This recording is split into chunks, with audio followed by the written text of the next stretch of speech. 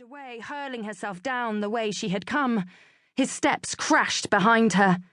Arienh dashed along a ledge, leapt, landed on a mudslide and skidded down the rock-strewn slope.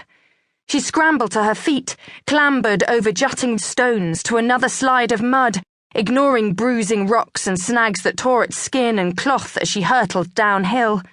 Behind her, the Viking shouted in his heathen tongue. Arienh hit the valley floor hard, stumbled, lurched to her feet and ran, dodging around boulders, forcing her legs as fast as they could go.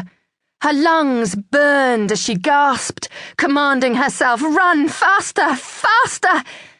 The Viking caught her hair, yanked her backward. A huge arm ensnared her waist, cutting short her breath. Jerking her dagger from her waistcord, she stabbed backward and felt the sickening give of flesh beneath the blade. The raider dropped his hold, staggered back, astonishment flooding his wide blue eyes.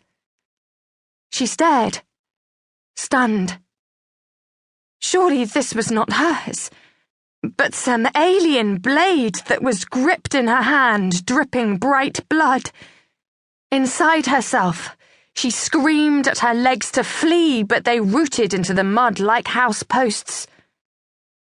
The giant man fell to his knees, hands lacing over the bloody wound in his gut. He pitched forward, arms swinging to catch himself, then his blood-slick hands slipped on the boulder before him. His head cracked against it, the sound muffled by a sudden, quiet gasp. Cut short. He was dead.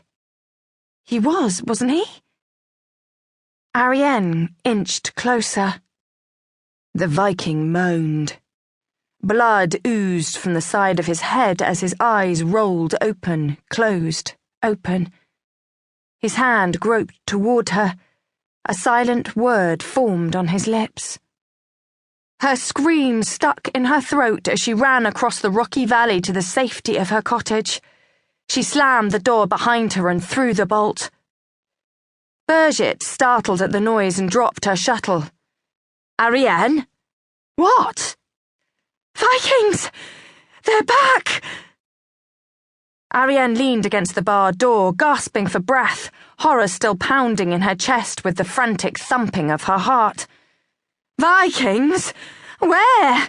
Have they overrun us?" "No! I only saw one, but there must be others, up on the mount behind the house." "Liam," Bridget called to her small son, "come quickly!" Already rising, the boy tossed his brassy mop of hair. "Hurry, Liam! Can we make the cavern, Arienh?" "I don't think there's time.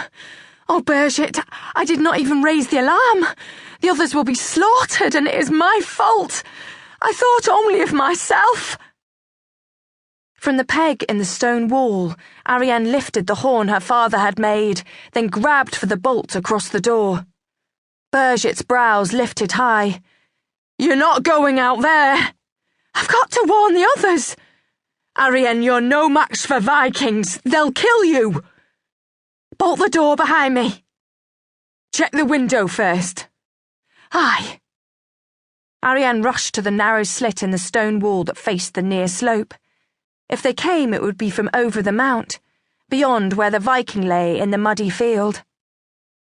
He was surely dead now, but no sign of his comrades. Yet Vikings never came alone. For one man could not sail a longship. It made no sense. "Nothing," she said. "Perhaps we can make the cavern." Standing in the doorway, she blew 3 long blasts on the horn. The sound brought women and children pouring from their cottages, running toward the rain-soaked cliff behind the village that contained their cavern, the only hope of safety for those who could reach it in time. If any raiders made the mistake of entering the cavern, those who did not fall into the concealed pits would be pelted with stones by the women who had climbed to high ledges. "Come, Bridget, hurry!" Bridget threw a shawl over her shoulders and tucked the last of a wedge of cheese into its folds, then grabbed a blanket for Liam as she tugged his hand. The sky darkened even as Arienh watched, and large globs of cold rain slapped at her face.